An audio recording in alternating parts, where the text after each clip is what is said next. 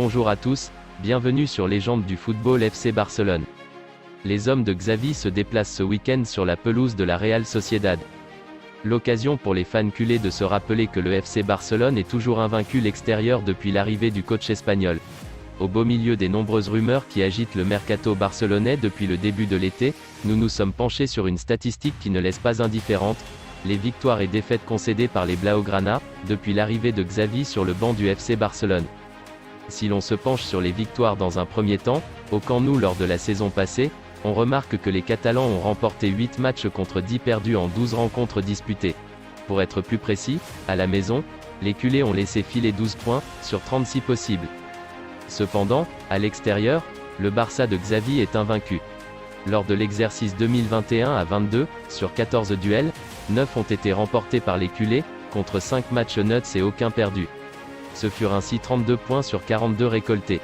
Et ce sans Lewandowski ni Rafinha. Sur la pelouse d'Anoeta, Aubameyang avait inscrit le but du 1-0. D'après Fabrizio Romano, les discussions entre le clan Pierre-Emerick Aubameyang et Chelsea ont été fructueuses jeudi et trouver un accord contractuel entre les deux parties ne devrait pas poser de problème. Les Blues vont commencer à négocier avec le FC Barcelone, espérant faire baisser le prix demandé, 30 millions d'euros, jugé trop élevé. Toujours à la recherche d'un attaquant, Thomas Tuchel serait convaincu de l'utilité de l'attaquant du FC Barcelone à la pointe de son attaque. Pendant 2 saisons à Dortmund, l'entraîneur allemand a eu sous ses ordres l'attaquant gabonais. Depuis, des discussions ont été ouvertes entre le joueur et Chelsea. Si PEA n'a pas souhaité faire de commentaires en atterrissant à Barcelone, de retour de Paris, Fabrizio Romano avait expliqué que les deux parties souhaitent d'abord se mettre d'accord sur les termes d'un contrat avant que les Blues ne soumettent une offre officielle au Barça. Un prix qui poserait d'ailleurs problème, puisque selon la presse espagnole, les Catalans demanderaient 30 millions d'euros pour leur attaquant.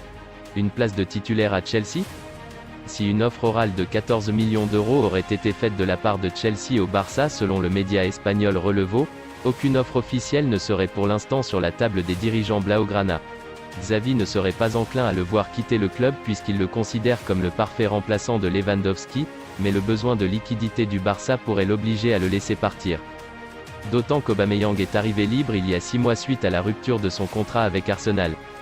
À Barcelone, Auba a inscrit 13 buts toutes compétitions confondues depuis son arrivée mais voit sa place être compromise cette saison par l'arrivée du Polonais. À Chelsea, il aurait une place toute trouvée à la pointe de l'attaque suite au départ de Romelu Lukaku et Timo Werner. Les Blues, qui ont signé Raheem Sterling cet été, cherchent logiquement un joueur plus axial pour compléter leur arsenal offensif.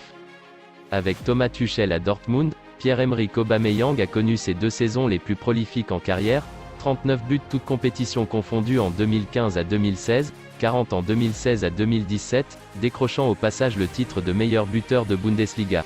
Mais c'était il y a 5 ans.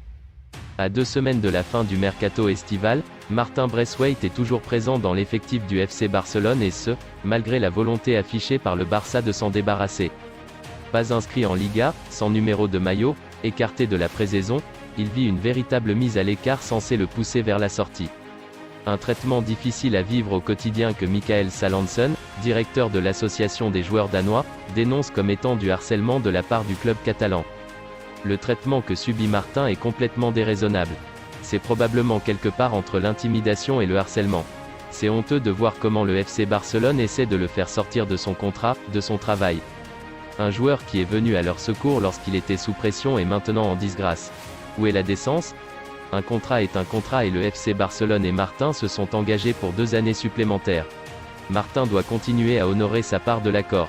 Et le FC Barcelone devrait en faire autant. En outre, il serait bon qu'un des plus grands clubs du monde traite ses joueurs avec plus de respect, a-t-il déclaré. C'est tout pour aujourd'hui, n'hésitez pas à ajouter des commentaires, abonnez-vous, ça coûte rien du tout, je compte sur vous, un grand merci pour le soutien, à la prochaine vidéo pour la suite de l'actualité.